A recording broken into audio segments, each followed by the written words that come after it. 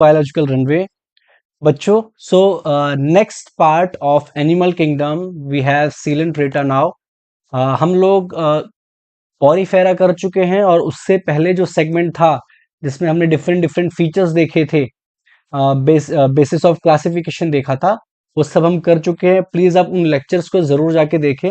Coelenterata अगला phylum है Porifera के बाद, तो आइए इसको फटाफट डिटेल से देखते हैं। Quick revision.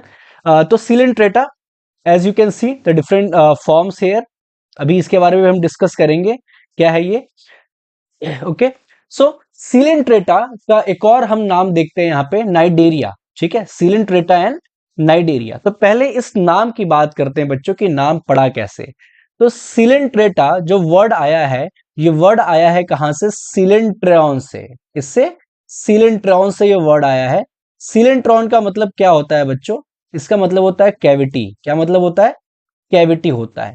तो जो कैविटी प्रेजेंट होती है बच्चों, उसको हम क्या बोलते हैं? सीलेंट्रॉन। और सीलेंट्रॉन से ये वर्ड आया है सीलेंट्रेटा। तो ये तो हमारा क्लियर हो गया कि सीलेंट्रेटा वर्ड कहां से आया। याद करिए, पॉरीफेरा में जो कैविटी होती थी उसको हम क्या बोलते थे? यहाँ पे हम साथ में रिवाइज भी करते चलते हैं, स्पंज सील बोलते थे। और यहाँ पे जो कैविटी, खैर ट्रू कैविटी नहीं होती ये, लेकिन जो भी हमें दिखता है उसको हम क्या यहाँ पे बोल रहे हैं? सीलेंटेरॉन बोल रहे हैं। तो उसी पे नाम क्या पड़ा है बच्चों? सीलेंट्रेटा। दूसरा जो नाम है यहाँ पे, नाइडेरिया। अभी नाइडेरिया कहां से वर्ड आया, इसको डिस्कस करते हैं। सीलेंट्रेटा के पास बच्चों इस तरह से एक स्टिंगिंग सेल होता है प्रेजेंट। सीलेंट्रेटा के पास इस तरह से एक स्टिंगिंग सेल होता है। इस स्टिंगिंग सेल में पॉइजन भरा होता है। ठीक है, जिसको हम क्या बोलते हैं? नाइडोसाइट या निडोब्लास्ट बोलते हैं। ठीक है, नाइडोसाइट या निडोब्लास्ट बोलते हैं। स्टिंगिंग सेल होता है इनके पास। ठीक है, इनके पास एक स्टिंगिंग सेल होता है बच्चों, जिसको हम नाइडोसाइट या नाइडोब्लास्ट बोलते हैं। तो इसी के ऊपर इसका नाम क्या पड़ा है? नाइडेरिया नाम पड़ा है। क्लियर है? तो हमने सबसे पहले नाम की बात की, coelenterata due to the cavity coelenteron, and cnidaria due to the stinging cell called cnidocyte और नाइडोब्लास्ट। उसी के ऊपर नाम क्या पड़ा है इसका? नाइडेरिया। ओके, सो ये आपको स्ट्रक्चर दिख रहा होगा यहाँ पे इसका, स्टिंगिंग सेल का। अब बात करते हैं बच्चों फटाफट जनरल कैरेक्टरिस्टिक्स की। जनरल कैरेक्टरिस्टिक्स देखते हैं, जैसा कि हमने पॉरीफेरा में भी देखा था, उसी सीरीज से हम चलेंगे यहाँ पे। तो पहला है habit and habitat. All aquatic. Porifera भी सारे कैसे थे बच्चों? ऑल एक्वेटिक थे। मोस्टली मेराइन, ये भी है मोस्टली मेराइन बच्चों, पॉरीफेरा भी थे। फ्यू फ्रेश वाटर है। ठीक है, बहुत बढ़िया। सेसाइल बच्चों पॉरीफेरेंस भी थे। और फ्री स्विमिंग, लेकिन फ्री स्विमिंग जो कैरेक्टर है वो पहली बार यहां पे आपको देखने को मिल रहा है। फ्री स्विमिंग जैसा कैरेक्टर बच्चों पॉरीफेरा में नहीं था, तो इस चीज को याद रखना। ठीक है, तो थोड़ा सा एडवांस ये पॉरीफेरा से आपको दिखेगा। सेसाइल वहां पे भी था और यहां पे लेकिन एक कैरेक्टर और एक्स्ट्रा जुड़ रहा है, फ्री स्विमिंग। ठीक है बच्चों, नेक्स्ट बात करते हैं लेवल ऑफ ऑर्गेनाइजेशन की। तो लेवल ऑफ ऑर्गेनाइजेशन कैसा है बच्चों? टिश्यू लेवल ऑफ ऑर्गेनाइजेशन है। पॉरीफेरा में केवल सेलुलर लेवल ऑफ ऑर्गेनाइजेशन था। ठीक है, थर्ड बॉडी प्लान की बात करते हैं। बॉडी प्लान यहां पे कैसा है? ब्लाइंड सेक है। ब्लाइंड सेक का मतलब सिंगल ओपनिंग होती है। ठीक है, सिंगल ओपनिंग होती है फॉर इजेशन एंड इंजेशन। ठीक है, पॉरीफेरा में कैसा था बच्चों? सेल एग्रीगेशन था। चौथे जर्म लेयर की बात करते हैं, कैसा है यहाँ पे? डिप्लोप्लास्टिक है। कैसा है बच्चों? डिप्लोप्लास्टिक है। मतलब यहाँ पे केवल एंडोडर्म और एक्टोडर्म आपको देखने को मिलेगा। ठीक है, सिलोन एसिलोमेट होता है। ठीक है बच्चों, क्या एसिलोमेट होता है, नो कैविटी। सिमेट्री की बात करें तो अगर आपने पहला लेक्चर बहुत अच्छे से देखा होगा तो आपको अच्छे से ये सारे कैरेक्टर पहले से ही पता होंगे। सिमेट्री कैसा होगा बच्चों? रेडियली होगा, मतलब there can be many line of symmetry. Segmentation यहाँ पे तो बिल्कुल नहीं है। तीन ही ऐसे फाइलें में जहां सेगमेंटेशन है, एनेलिडा, ऑर्थोपोडा और कॉर्डेट्स में बच्चों। ठीक है, और नोटोकॉर्ड तो आपको केवल कॉर्डेट्स में दिखेगा, तो इन दोनों की तो कोई बात ही यहाँ पे नहीं हो सकती है। तो ये बात हो गई जनरल कैरेक्टरिस्टिक्स की बच्चों। अब बात करते हैं इनके एक्सक्लूसिव फीचर्स की, जो केवल इन्हीं में दिखते हैं बच्चों। वो है इनके बॉडी फॉर्म्स। तो सीलेंट्रेटा में बच्चों दो तरह के बॉडी फॉर्म्स दिखते हैं। एक है पॉलिप, एक है बच्चों पॉलिप, और एक है मेडुसा। कंपैरिजन बहुत पूछा जाता है इनके बारे में, तो आप ये ध्यान रखिएगा। पॉलिप आपको बच्चों कुछ ऐसा दिखेगा, सिलेंडर जैसा। इस तरह से सिलेंडर शेप का आपको दिखेगा पॉलिप। ठीक है, तो कैसा होता है, सिलेंडर शेप का होता है। वहीं अगर हम बात करें मेडुसा की, तो मेडुसा आपको बच्चों थोड़ा सा अम्ब्रेला जैसा नजर आएगा ऐसे, ठीक है, कैसा, अम्ब्रेला जैसा नजर आएगा।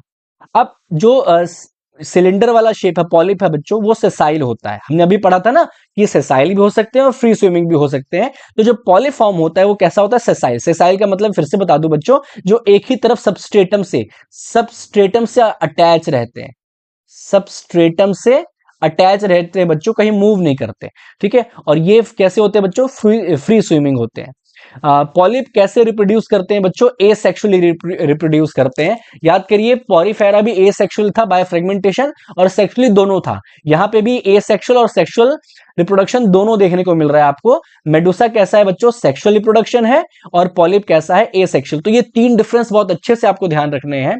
इसके बाद बच्चों, पॉलिप में कुछ ऐसे एग्जाम्पल हैं जो केवल और केवल पॉलिप है, ठीक है। जैसे कि आपको एग्जांपल क्या देखने को मिल रहा है, हाइड्रा। हाइड्रा केवल और केवल पॉलीफॉर्म में होता है बच्चों। और दूसरा एग्जांपल क्या है, एडम्शिया है। एडम्शिया को हम सी एनेमोन भी कहते हैं। और हाइड्रा बेटा एक फ्रेश वाटर पॉलिप होता है, ठीक है। हमने वहां देखा था ना कि फ्यू आर फ्रेश वाटर, तो उसमें से हाइड्रा भी एक है। और कुछ ऐसे फॉर्म्स एग्जांपल्स हैं जो कि आपको केवल और केवल मेडुसा में दिखेंगे। जैसे कि एग्जांपल क्या है, ऑरेलिया, मतलब जेली फिश। तो ये कंपैरिजन हो गया बच्चों पॉलिप और मेडुसा का। लेकिन अगर हम आगे की बात करें बच्चों, तो एक ऐसा स्टेज भी आता है, कुछ ऐसे एग्जांपल्स भी हैं जो कि मेडुसा से पॉलिप और पॉलिप टू मेडुसा भी चेंज करते हैं। Let's move to the next slide, जहां पे हमको ये देखने को मिलेगा। तो बेटा हमारे सामने टॉपिक आ गया है अल्टरनेशन ऑफ जनरेशन, जिसको हम क्या बोलते हैं, मेटाजेनेसिस। तो मेटाजेनेसिस ही वो प्रोसेस है बच्चों जिसमें ये चीज होती है। ये हमारे पास पॉलिप है और ये मेडुसा है बच्चों।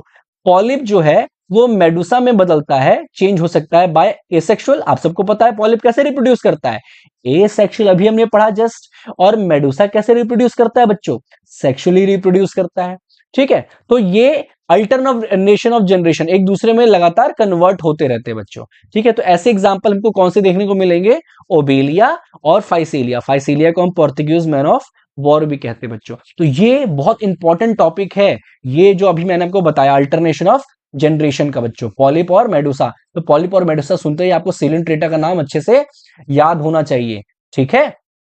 देखिए अगला जो इनका एक्सक्लूसिव फीचर हमको पढ़ना है बच्चों, वो ये है कोरल्स। समुद्रों में बच्चों अगर आपने कभी देखा होगा इस तरह से, तो बहुत कलरफुल इस तरह से स्ट्रक्चर्स आपको देखने को मिले होंगे। ये कोरल्स होते हैं बच्चों। इनके बॉडी के आसपास एक इस तरह से कलरफुल स्ट्रक्चर इनको कवर कर लेता है, ठीक है। और ये इनका एक्सोस्केलेटन बनाता है बच्चों, ठीक है। इनको कोरल्स बोलते हैं, कोरल रीफ। अब कई जगह ये कोरल रीफ है बच्चों समुद्र में, जैसे ऑस्ट्रेलिया के पास एक कोरल रीफ है जिसको हम समुद्र का बगीचा भी कहते हैं बच्चों, ठीक है। हमारा जो लक्षद्वीप आइलैंड है वो लगभग कोरल्स का ही बना हुआ है।